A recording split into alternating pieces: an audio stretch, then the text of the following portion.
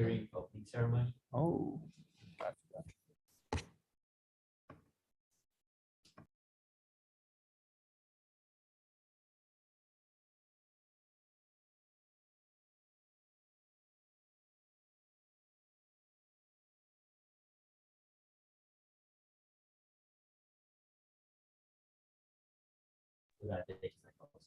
I was wondering, like, so we're all gonna be staying at GDC for the hackathon.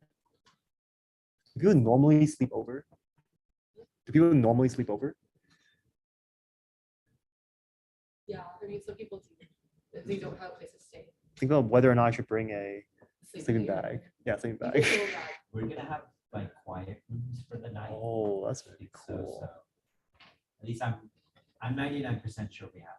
99% sure? Yeah. I think on the handbook it just said GDC will be open for overnight sleeps. Bring your own Sleeping bag. stuff. Yeah. And we can also just like say, like, if a lot of people want to sleep, we can just say like, hey, these 2 rooms on this, like we can just make a whole floor like quiet and sleeping. Just for sleeping, so.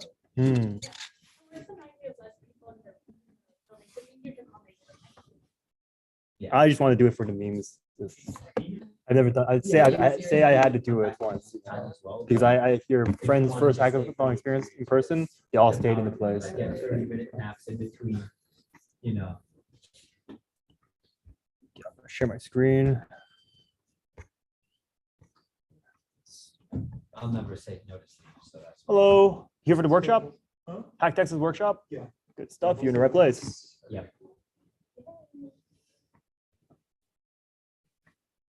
So by the way, is the link just like in Discord? Yeah. Yeah, I posted on Discord and the Zoom. So before we start, we want to make sure everyone can kind of access that. And we also, and apart in the middle, we're going to be asking you guys to install some software or make an account or something like that.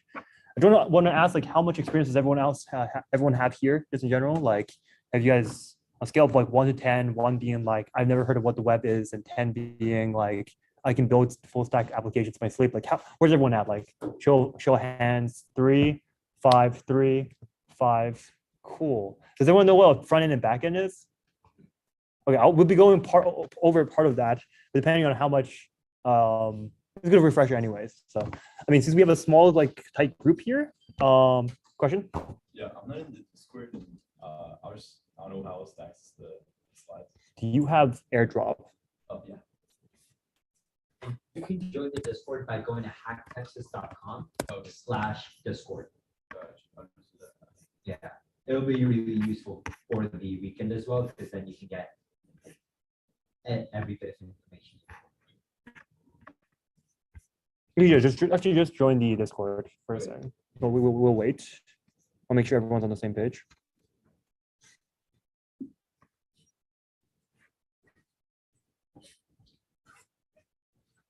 So what do you guys normally use for hosting, like, websites? Do you guys ever hosted, like, or was it just mainly local? Amazon?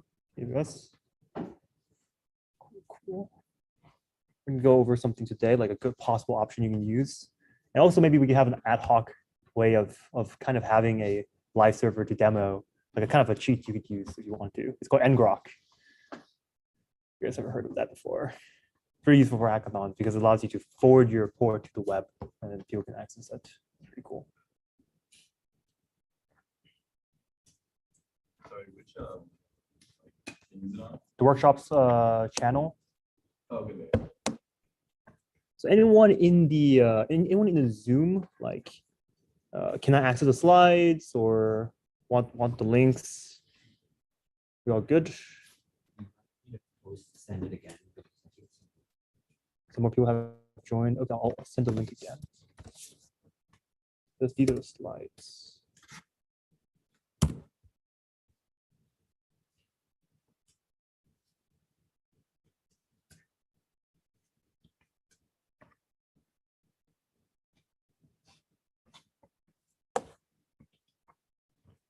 All right, we're good to go. Nod, we're good. We're good. Someone's still logging in. All right. So today we're going to be talking about hosting web applications. This is a pretty exciting topic, honestly, because it combines front end and back end development in general, and it also like is pretty subtle, and no one really usually teaches you how to do it. Usually, it's like you have a React application, you have a back end, but no one tells you how to like to kind of deploy it unless you really search that up.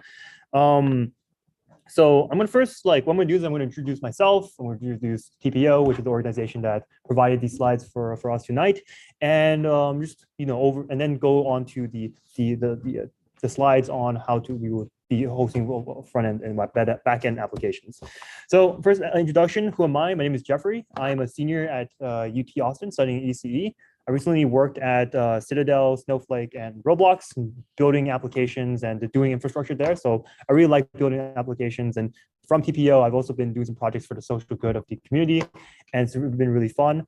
I'm also pretty interested in things like within ML and embedded systems, even though I'm not really good at that, honestly. My bread and butter is more towards software overall. But yeah, and in my free time, I really like climbing, going to ABP, and running. I'm planning on doing the 10K next year for the Longhorn run. So, any runners in here? It's all good. Well, honestly, I wasn't much of a runner until this spring either. So before I did my first 10K this spring. So, Longhorn run. It was just it's a 10K race in the spring usually. So what is TPEO? We're an organization around UT that teaches students of all majors how to build full stack applications, do UI UX design, and product management. I'm actually the current director of the engineering division.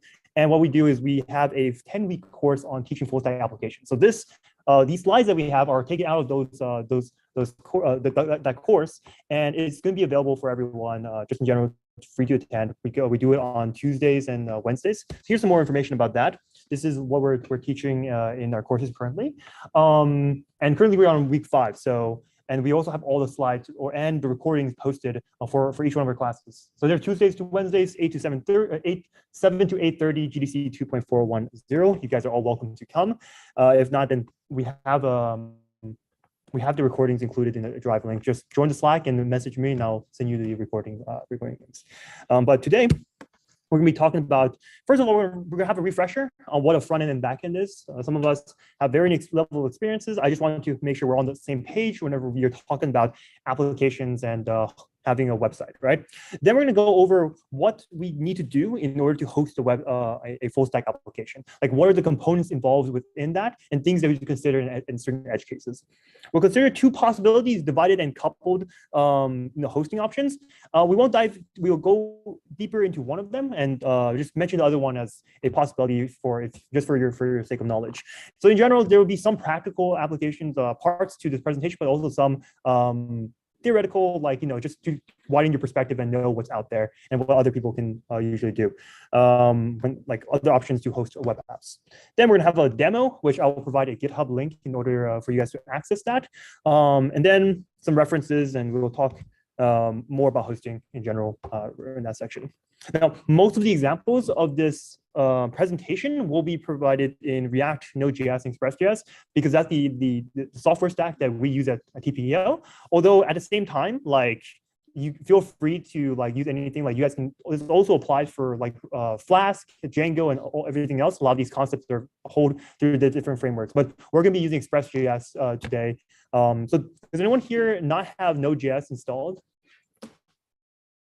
Raise your hand. It's fine. Yeah, we're going to spend some time during the demo. You guys can install that. And does everyone here have a GitHub? We're good. You don't have a GitHub. We'll help you with that. And that's something else we're going to be doing during the demo section of this workshop. How's everyone on Zoom? Does everyone have a GitHub? If not, just message me in chat, and we kind of go over that.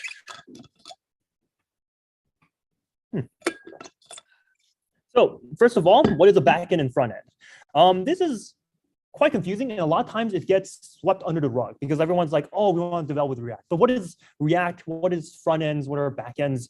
This is a question that I've asked some certain people when they were working on projects, and they didn't actually know that. They were like, oh, we're trying to deploy an application, our front end React app, and I'm like, what's your backend going to be? And they're like, what is a backend? So this is just here to kind of show you guys to make sure we're all on the same page on what front ends and backends are. And it won't be comprehensive, but it will give you a taste on using a good analogy on what a backend and front end does. So first question, like how do you order food at a restaurant? This is just a common question that you want, like you may ask. Anyone want like to give it a try? Like, you know, what is involved when ordering food at restaurants? We're not talking about like using Uber or some other like sharing app. We're in the physical present moment. You're at the Krusty Krab or something like that. How do you order food? So I go to the desk or wherever the server is, Yeah. and tell them what I want, and then pay for it. And after I pay for it, I wait till my food get made. Yes. And then I pick them up.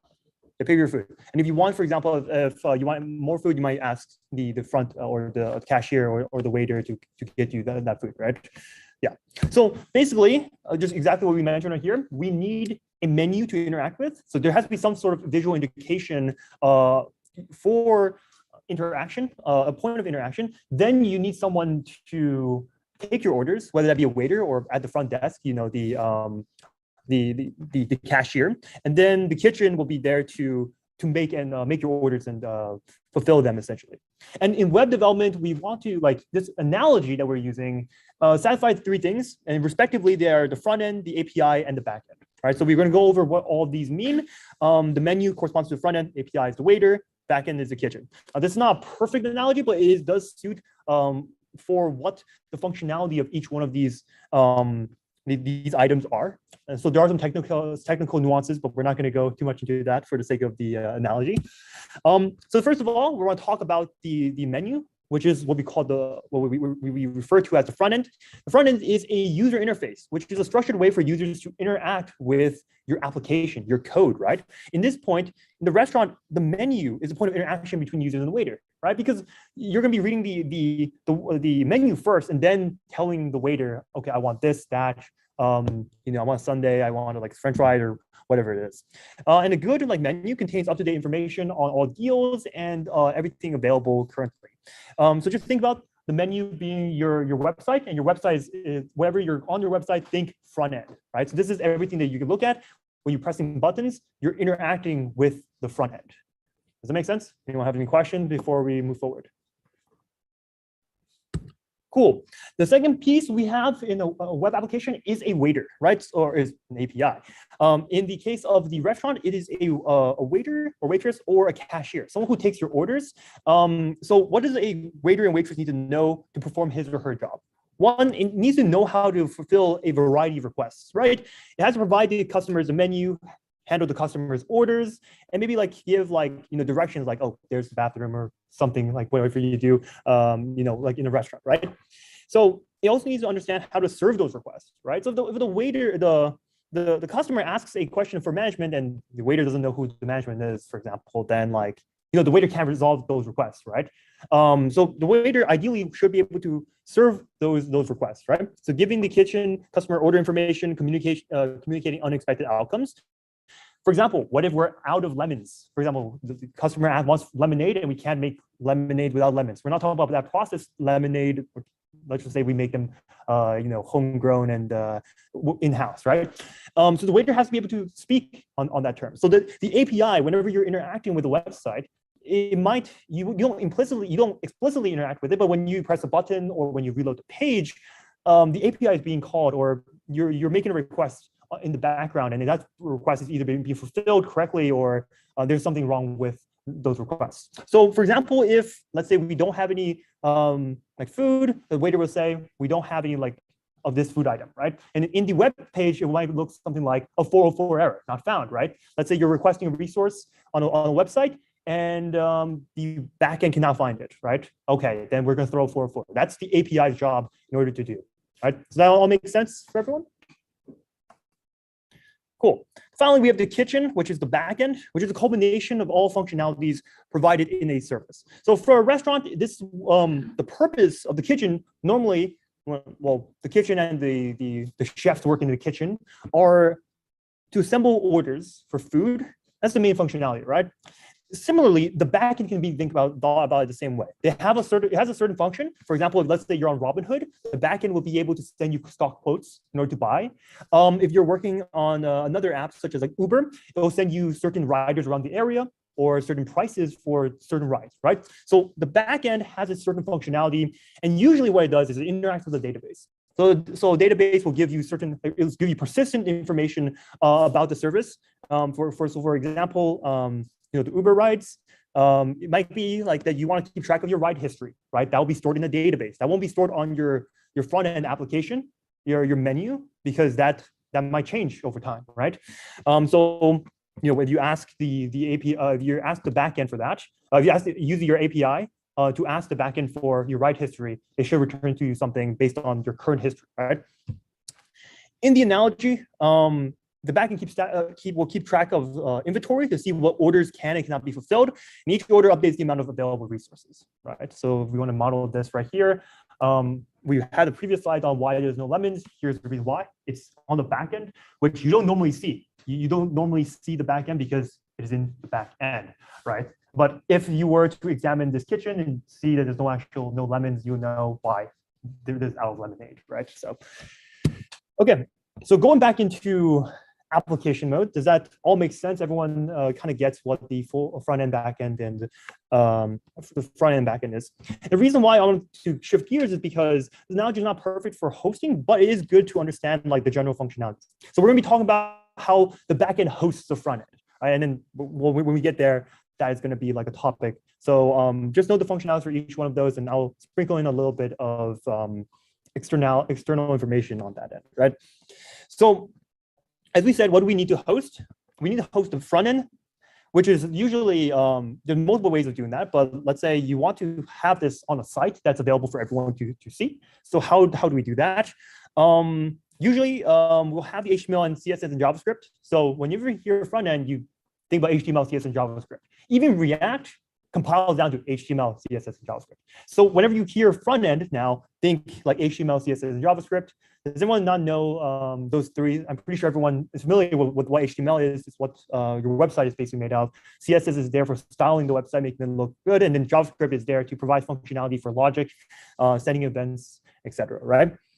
And so you need to find a place to host the front end, right? And like, how will the front end be hosted? It will be the front end will be hosted. The front end we compile down into HTML, CSS, and JavaScript, and you'll host that somewhere. Right? We'll talk about where in a few seconds. And then the database, you'll have the database available. Usually, there's two options. One is that you spin up your own database, right? So you use something like Mongo, or you use something like a Postgres SQL. You run it up on your local server, and then you host that on an external server eventually, right? And another option is to use hosted servers for this, for example, like MongoDB, like Firebase, Cloud Firestore. These are services that automatically spin up these databases for you, and they can be accessed through a URL. So you have to worry about that because they're implicitly hosted. And finally, we want to worry about where the backend server is hosted. The server includes our API, as we mentioned, and they're often also. There's a paradigm called containerization, which allows the application to be put into a runnable executable on a server to be run. We don't have to go too far into that, but just know that when you have your backend, it's an application that's being run somewhere on the server, right? Finally, we won't go too far into this, but if you're curious on how files are stored, anyone used like Discord before? And like you saw that when you click an image on Discord, it gives you a link. Now, what does that link do? Let's try that right now, actually. I'm pretty sure that you guys have some really nice photos. Aditya, any photos? Where's Aditya? Amy, any photos that you guys have, like any cool assets or stickers? Do you have any photos on your Discord server, like that you posted? I just want to show like the CDN, the Discord CDN. Yeah, I can post it right now. Sure, post something like I guess right now. Sure, post the workshops. That's good. Okay, cloud introductions.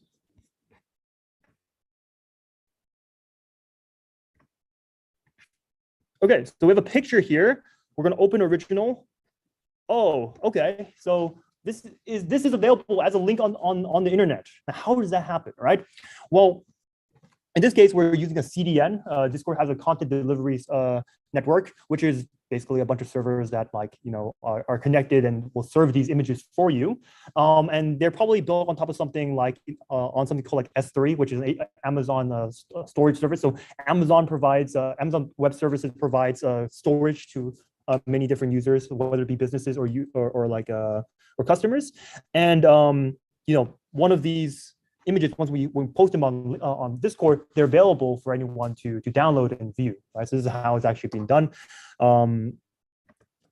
So how this works is that there are a few possibilities. One, you'll have your server and it'll locally store your image. When you go to the server, it'll pull it back for you. That's not commonly done because let's say you have multiple servers, right? Trying to handle your requests. You ping a server once and you upload your image. The other servers don't have that image, right? So that's not very scalable. But this is a possibility of what you can do if you only have one server. When you build your application, if you only have one server available, that is possible. Just to have one server and you can just store your images there, totally fine, right? But if the server, let's say, goes down, then you're out of luck, right? Another possibility is to store these images or files on databases. This is not always a good idea because databases are not always meant to store files, right? They're meant to store text and they're optimized for certain read and write operations. And usually having like files are not like, most databases do not handle files usually very well. But you could just encode, you could just convert a file into like base 64 text or something like that, and then shove it onto a database and call it a day. But then you probably charge quite a bit of money because your database, your files are very large and that would take up a lot of space. But finally, as we mentioned before, we can use something like AWS in order to store our images like S3. So there's just some part that when you're building an application, a very common thing is to build, to upload a photo, right? And then like have that like a photo be accessible anywhere. Usually for these type of applications, you could use something like AWS in order to do that. And you don't have to host that. The AWS S3 is automatically available based for you. You only have to store the location of your image and have that pointer be sent to the front end, and the front end can access that image from their webpage. If that makes sense. So anyone have any questions on hosting so far? Like storage and files? So, Remind me your name again, sorry. I'm Kylan. Hey, Colin. That's good. So what would be like the difference? I feel like what would be like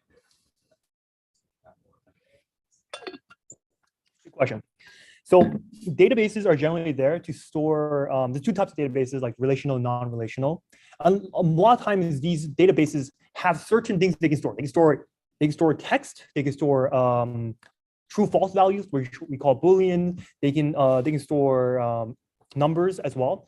But when you have a file, it's basically a string of like zeros and ones, right? So in many cases, these databases were not made to like store these zeros and ones in a very fast manner, especially because files can vary in size, right? So if you have, let's say, I'll have a database with my profile picture, that image can be really, really large, right? So usually databases are more constrained in size when it comes to each row, for example. So usually what will happen is you store that image as a file on some server or some bucket or some like external resource, and include a link to that image on your database. So whenever your user on your front end queries, gets information from the backend and say, I want to know what my profile picture is. Your backend can just send you the URL that points to that, that external server that hosts your image, right? And then they can download it themselves. Does it make sense? Yeah, so that's usually how that would go. Very good question. Any other questions? So, like, I guess comparing this back to the example we talked about, like with the waiter and everything. Yeah. Database is just like, that's gonna like have, oh, like this how many lemons we have, this how many burgers, whatnot. Like sure, yeah. and then like to the second server, like I guess images of that food or whatnot. Yeah, like you go to the freezer or something like that. It's not a perfect analogy, as I mentioned before. So, but I mean, it's just a good way to get started. And you're asking really good questions. Remind me your name again? Atif. Yeah. Okay, that's nice to meet you, man. But yeah, that's a really good point. The analogy doesn't always hold for that because like the backend can be also considered with the database and the storage platforms. You can consider all together. The reason why we separate them is because they're separate entities, and like the backend does not need a database, for example. It could just be a server that returns certain things that you can access on the internet, right? So, good questions. So there are two ways to host your front end and back end application. First, you can have the front end and back end be hosted together. Now, this is the way the analogy kind of breaks down a little bit to where we have the kitchen, and you think about the back end as the entire restaurant now, in a way, which just contains the kitchen as well as one of its capacities. When you're hosting the backend and the front end together, the backend normally can, like, whenever you make a request to the backend, you ping it, you give a request, and it will give you. Anyone here heard of HTTP requests like get, post, put? So generally, whenever you're making a request to a website, there are multiple possible actions that we have a standard of actions that we can do to certain URLs and links, right? And the backend normally serves you back like maybe images, or maybe like a link to an image, or maybe text, for example. But it can also serve you back the HTML and CSS and JavaScript that you need in order to have your application running, right? So that's how that would work, right? So you have your front end basically compiled, and then you have your back end, and the back end will serve that front end on a URL, right? That makes sense. So in that case, both the back end and front end are coupled together. This is what we call having the same origin, because there's something you have to deal on when you're building web applications called CORS, which is cross-origin resource sharing, which just means that if your front end calls the back end, it should be on the same origin or the same URL. If not, there has to be some security measures being in place called CORS in order to facilitate that the interaction. It's also one of the most annoying things to deal with in any application is cross-origin resource sharing. It's only on the web because your browser is like not as secure normally, and therefore you need to find a way to there needs to be some agreements that happen in order to ensure that safety, right? So that you can make a request on behalf of the website right now. How do we prevent it? How do we know it's really you who's actually doing that, right? So the common options for hosting the backend and the front end together are Heroku, DigitalOcean, AWS, Amplify. So AWS also provides you a service for like allocating servers, right? So you probably heard of EC2. This is a web server that you can put your application on, and they'll give you a link in order to communicate to that server, right? And Heroku is very similar, and we'll kind of go over Heroku in a few. Second trend that's been coming up a lot of times is hosting the backend and front end separately, which means that we have a separate service to host the front end, right? And the backend will just be communicating to the front end via HTTP requests or like within the internet. So they'll make more requests between each other. And like the good thing about this is that there are special services that allow you to keep track of useful information, like metrics. For example, you can keep track of, like, you can optimize the speed of your website. So there's a lot of front-end hosting solutions that make your website faster. And this is just something that recently happened, which is or more recently comparatively to the traditional like hosting everything together, which has services such as Vercel, Netlify, and GitHub Pages. These are some examples of having solutions that can host just your front end overall. So the demo section will go over the former, which is hosting backends and front ends together. And then we can probably, if we have time, we can talk about how you can use something like Netlify and so on. Okay, so right now we'll go over a demo. Let's get our hands dirty. Everyone can click onto the GitHub link right now. And what we're going to do is I'm going to push this branch right here. So git push. So this should be the most up-to-date demo, but I reload this right here. HackTX. So this branch should have everything I need. Before you guys download, just like give me a second to make sure all this. Okay, so what I want you guys to have right now is to get a GitHub account if you guys haven't already. Set up the authentication, so on. Go to this link and clone this repository. If anyone has questions, I'll be going around. If anyone have any questions on Zoom, please message on Zoom. I'll be monitoring the chat on Zoom to make sure that everyone can get this set up. And also make sure you guys get something called Node.js set up. So I'm going to type it. It's called Node.js. This is JavaScript runtime environment in your on your computer, because JavaScript is normally run on the browser. You can also be run on your computer or desktop overall. So it'll take some time for everyone to set this up. to see how that works, what we'll do is let's see. What kind of clone this? We can clone this. I'm going to send a link right now to this. And what you do is you go to this link right here. It says clone. So it says code. Oh, I see. And then you click this, and then you go on your console, type git clone, this link right here. And if you guys don't have Git set up, then also download Git. So whoever wants to follow along with this demo, if you guys have any questions, let me know. I'll be walking around.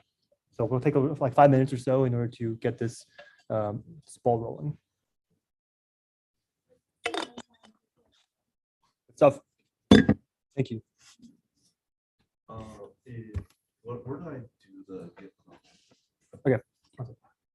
Your terminal. Give a terminal. Terminal, yeah, like just here.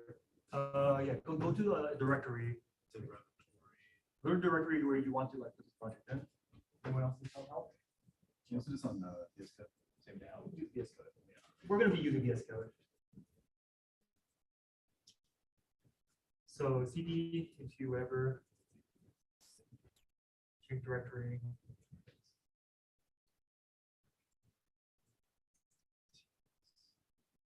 Nice. Okay. Then you git clone.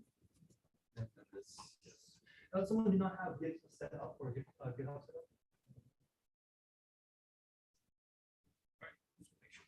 Okay, cool. Do you have clone? Nice. Do you have something called? Do you have Visual Studio Code or any code editor? I just downloaded. Oh, sick. You have Visual. Okay, yeah, just Yeah. also Vim or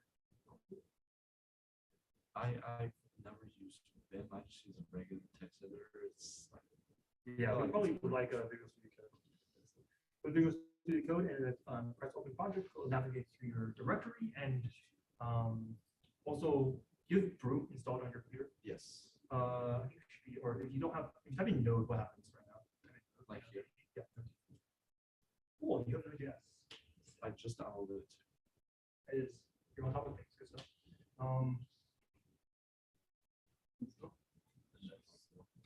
Nice. You have that? Nice. Okay, so everyone, you probably downloaded the main branch. If you guys have gotten the demo, so let me start this over here.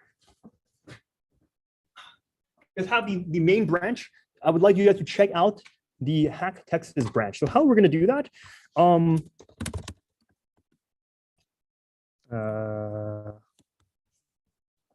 second.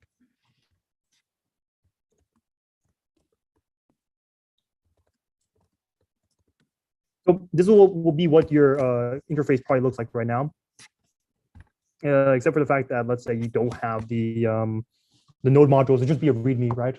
So everyone just has a README. I would like you guys to do git check out HackTX. This will give you all of this information, maybe not everything, but most of this, right? Also, you guys have trouble navigating Git or whatnot. The course that I'm teaching right now, we have week 1, which teaches you guys how to do Git on the first lesson. So I'll message me on Slack if you, or on Discord if you want those slides and those links. What's up? I know anyone knows like TPEO meetings, but like to be like the official like member, is it new applications next semester also, or like? Maybe in the beginning of the year, we can talk about this offline if you want more information on that. I wrote what you did, but it says check out the syntax there. You're on Node right now. Get on Node. Do I get on that? Control C twice.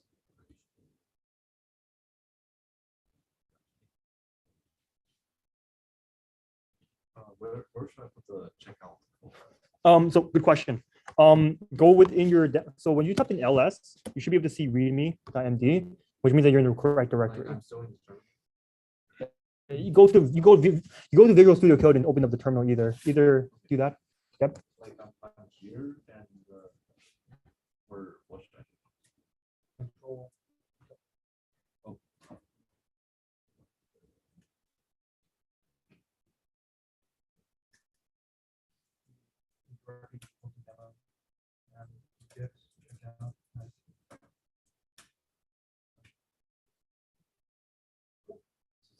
Like expanded the stuff or like my downloading.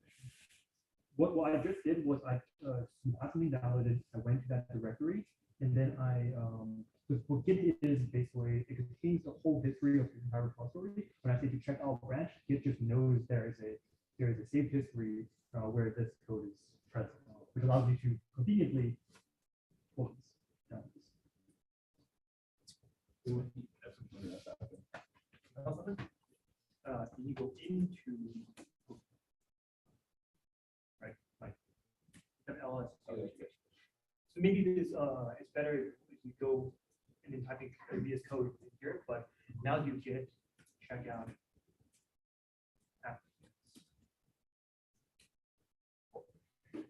All right. Final thing we want you guys to do is, if you guys haven't already, probably haven't, create a Heroku account. And of course, we're gonna be doing Heroku, but create an account.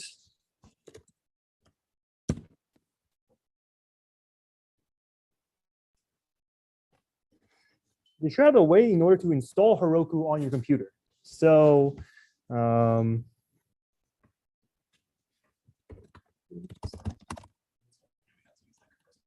it doesn't matter. Just choose whichever. Heroku.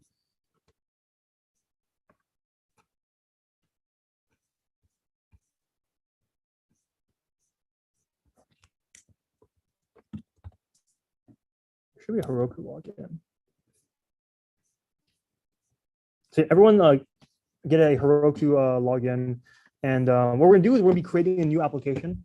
So once you guys created that, follow along, create a new app. I'll call this HackTX demo. Then create app. Now Heroku is just one possible service that you could use to host your applications. Currently it's free, but in like a month and a half or so, it'll become not free. Just want to let you guys know for the demo and for the hackathon currently, you can use Heroku to deploy your apps. But in the future, they might ask you to pay a little bit each month, and it's based on their pricing strategy, for example. So what you want to do is install the Heroku CLI. So let's see, first time Git installation. We're going to get.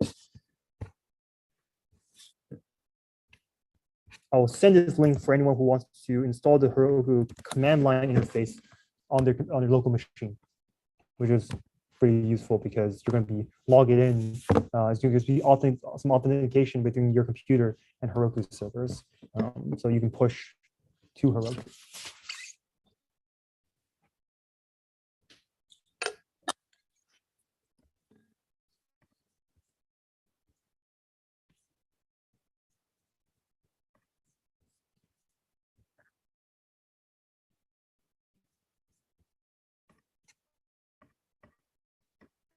And also, for sake of doing this with everyone, I'm going to create a new repository. So I'm going to clone this, fresh, and then HackTX.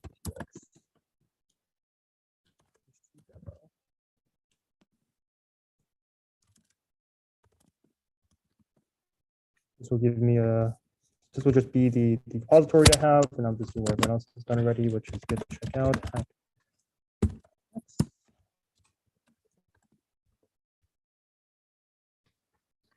Then what I'm going to do right now, before I need to verify things are working, for example. So within your app, you guys follow along or don't have to. We have a front end and back end. So let me tell you a little more about this repository while we're still getting set up. There is a front end application in React. Has everyone heard about React here? I'm not going to go over how React works in general because that's another workshop, I think, or I have slides on my course for that. You guys need that. But Is it the front end or back? React is the front end. So this, it's under my app. This is all React code. So you can see that this is React code. Now this app is very simple. Now, what I'm going to do in order to get this working is I'm going to go into the My App. And I'm going to type in npm install. And if you guys have Node already, you should have npm. When you call npm install, this will just install the dependencies specified by this package.json. This is a file that tells you which dependencies that you need in order to run this this project, right? And here it shows you need React, you need and basically React, basically. So you do npm install. This should work. Now, if you guys don't have npm so far, don't worry. We can kind of go over this afterwards. I just want to show this for the demo purpose. So yeah, I think we have the npm apps right here, and we can hopefully just start the application, and boom, we have something working. It says default text so far. Just you can ignore that right now. So this should call the backend and then like get what the backend says and put this in here, right? Right now it just calls default text because there hasn't been anything pulled yet. And to run the backend, what we're gonna do is I'm gonna create a new terminal session and I do npm install here. So this will be on the backend side, nice. And then what we're gonna do is run Shortcut to pull up the terminal. control tilde. Tilde is the right next to the one. Should work. So this works right now. It's listening on port 4000. Okay, and what I'm going to do right now is now I know like my React application is running, and I could do something like very stupid just to show you it's working. If you're not convinced, just like default text. npm install, which install dependencies. If I change your text, it will change your text to that, for example. Okay, so what I'm going to do is I'm going to stop my application. I'm going to build my application. Now, remember when I said that React is just HTML, CSS, and JavaScript? Well, usually, like when you're developing React, you are using a server on your computer, a local server in order to develop, and it will have nice things like auto reload and et cetera, right? But when you want to have your application hosted, you want to have a version of the application compiled down to the HTML, CSS, and JavaScript. So how we're going to do that? We're going to run npm within the directory of your front end, which should be my app. You run npm run build. So build your application, create a build folder, right? This will contain everything in here. And for example, if you're not convinced that everything is just HTML, CSS, and JavaScript, this is what your React app compiles to.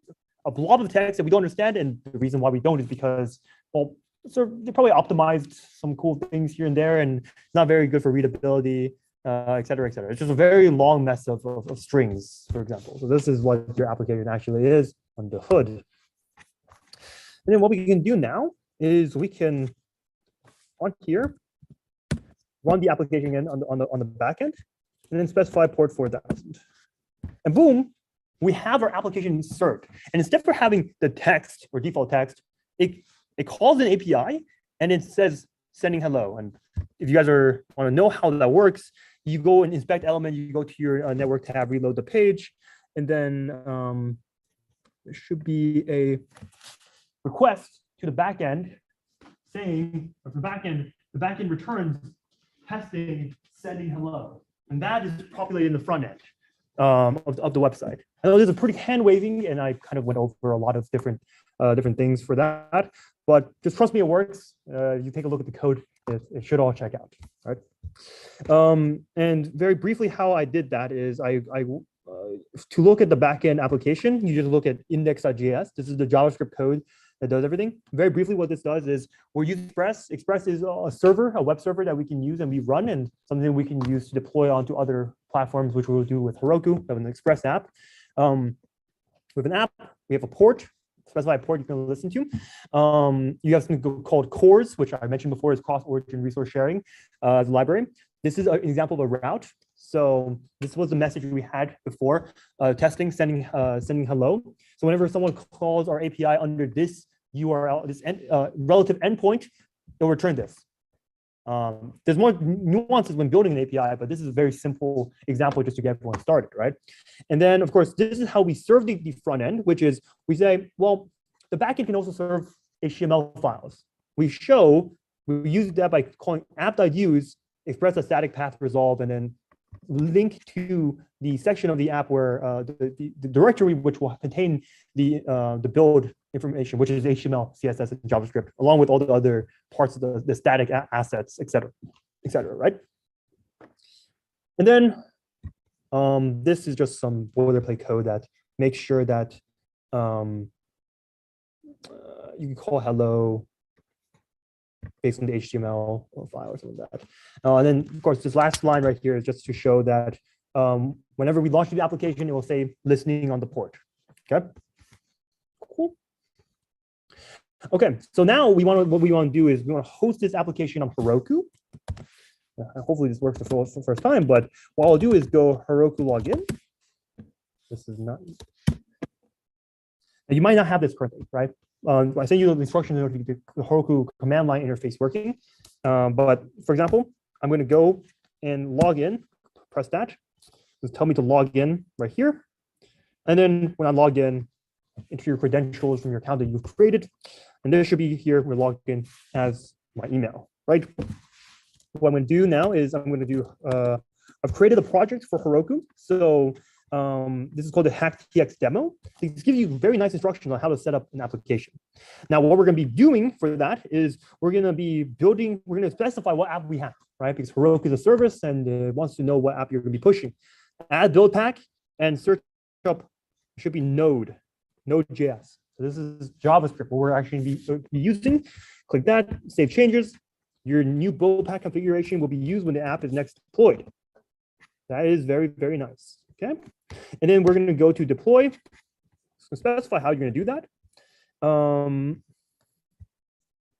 You're going to have to configure your GitHub in order to also be able to push onto the new repository you just created, or for Heroku, right?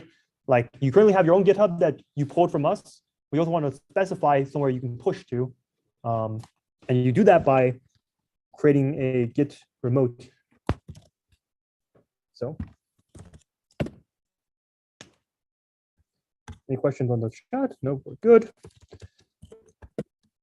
And git log, git remote-v. This is how you confirm that everything works.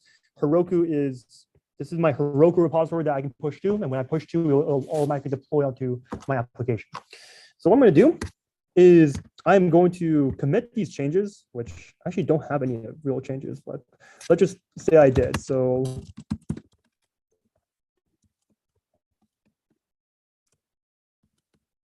okay. And then I'm going to do git push, and I'm going to specify the branch. So this is hack. So I'm going to check my branch again. What was my branch code again? It was like HackTX. Git push Heroku, or HackTX to Heroku.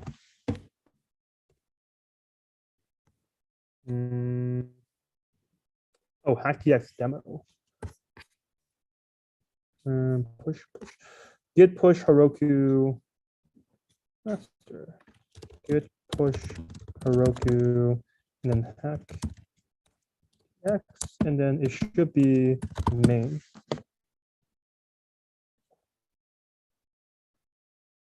Okay, so I'm pushing my application. While this is pushing, I want to show you some nuances that we have kind of waived using our hands, and then we haven't gotten to, for example. First of all, whenever the application is built, it will run these commands. So when you want to specify in your Heroku project that you want to run some script before you serve everything, you put them in here. Put them in the package.json of the Node app that you're building. And in this case, what I want to do is I want to go into my app, run npm install, npm run build, which is what you guys have just done. And then doing that, we'll have the application we will build the application and the assets to have this folder built, right? Because this folder is not included automatically. It's normally ignored currently. So this is what you specify that it should work. And hopefully this works. Let's just take a look at this HackTex's Heroku app. Come on. It just got deployed, so it may take some time, but we'll wait for a second. There it is. Application has been successfully deployed in Heroku. Now, there are a few things I can talk about with this. Anyone have any questions on that entire section? I know I basically just fed you a fire hose of information, hand wavy magic. So I'm very open for any questions on how I did any of this or how anything works under the hood.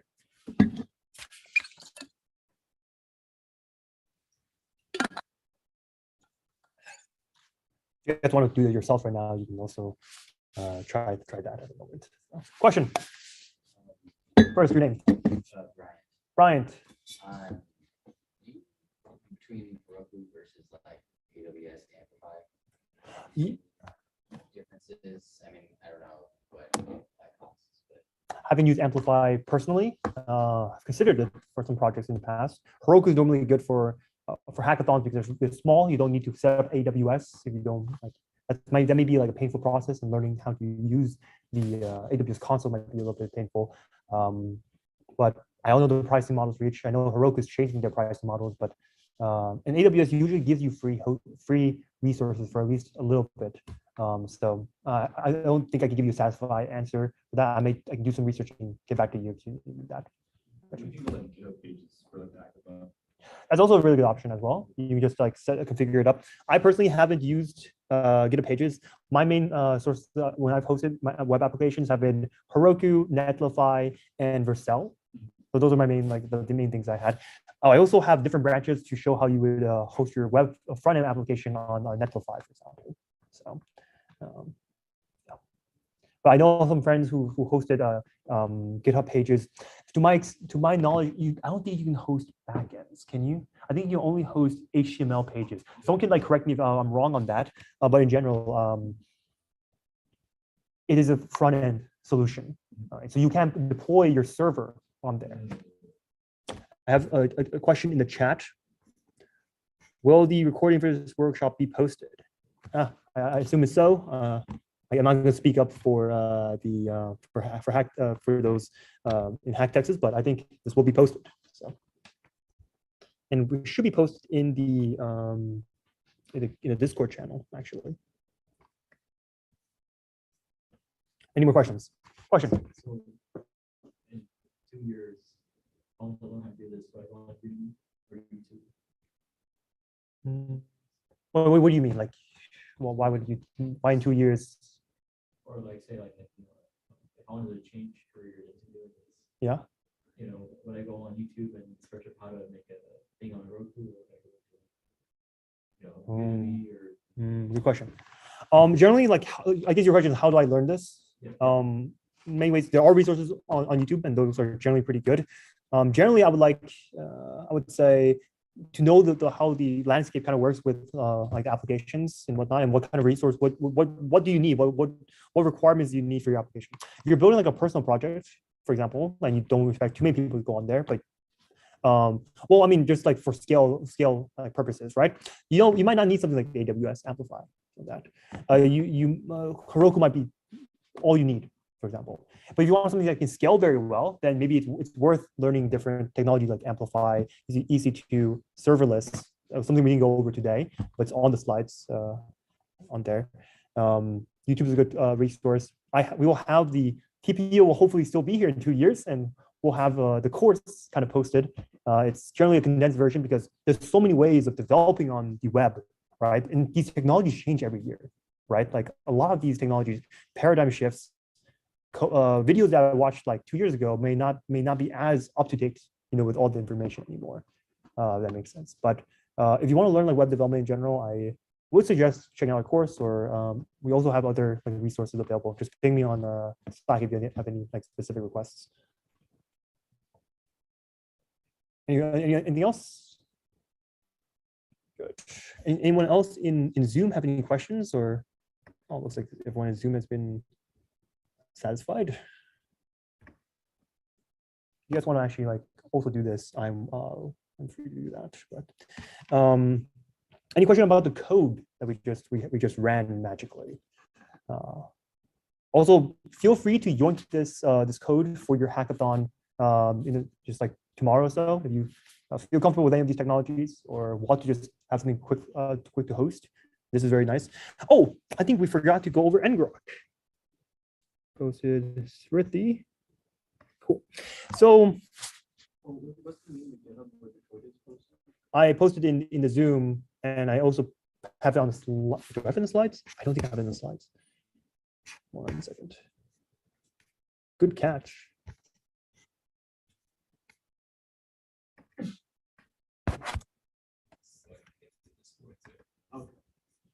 I'll put them on slides just so that this can be. It's also on the slides as well. Okay, so this is. I'm updating this link right now. Let me just do this with. Boom. The link should be updated to the current hosting demo because I did a similar talk in the past, and those were more complicated, and I didn't want to go into that much confusing detail. But this link will give you the most recent branch which you can run this code in. And it gives you also some instructions. The Firebase you can ignore if you any of you guys used Firebase before? Yeah. If you're gonna probably be needing you probably require a database for hackathons. So these instructions might be helpful, might not. But I think what you could do is just clone this or fork this repository. You can use the code for your hackathon because it already has a React app. It already has a Express server. You just have to add on to it for whatever application you want, for whatever project you want. Okay, I think you guys have stayed until here. I want to kind of show you another hacky way of hosting your application. So what we're going to do is we're going to be using something called ngrok, which just means that instead of having a server host your website and exposing that to the internet, you will do that yourself. So ngrok, you should, if you're Mac, you should be able to brew install ngrok or something like that. If not, then you just install ngrok by searching up like install ngrok on Google, follow the instructions, get this this client. And what I'm going to do is I'm going to go back to my so I'm going to go back to my backend to show that this of course works on the port 4000. And then I'm going to also forward this port using ngrok. So type in ngrok. Thank you for coming to the lecture. See you later. Ngrok HTTP 4000. What this will do is give me a website that I can use to access my my server. This is site. We'll have this right here. I'm going to post this link right now. And all of you guys can kind of click this link. You guys can click this link and access it. I've done a good job. Not, then, well, too bad for me.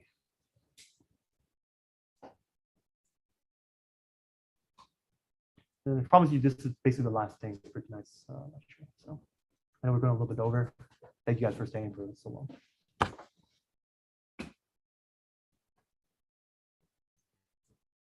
You guys access it, click the link. You guys access anyone on Zoom? Oh, maybe I can post this. Of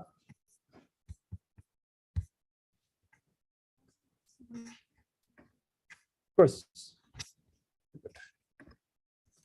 So it's working? Nice. Good. So if you don't have the hosting working on your application for HackTX, what you could just do is install ngrok, type ngrok HTTP, the port that you're hosting your backend on, have that up the entire time because your computer has to be on, and then send that to the hackathon organizers, and then they can just use that to access your project, for example. This is just a hacky way of doing that. Okay. Okay, I think that's basically it. And this is live for YouTube.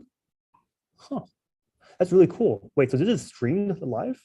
Port that you're hosting your backend on, have that up the entire time because your computer has to be on, and then send that to the hackathon organizers, and then they can just use that to access. Okay, wow, that is really cool. I did not know you could do that integration. Well, the engineers at Zoom have done a really good job.